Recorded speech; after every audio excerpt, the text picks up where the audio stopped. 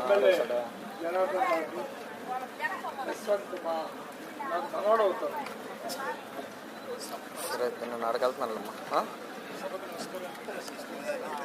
అదే ఏదేమైనా మిగతా పెద్దలందరూ కూడా ఇక్కడ ఇచ్చేసిన అందరికీ కింద కూర్చోన్న సోదర వాళ్ళందరూ కూడా నమస్కారం.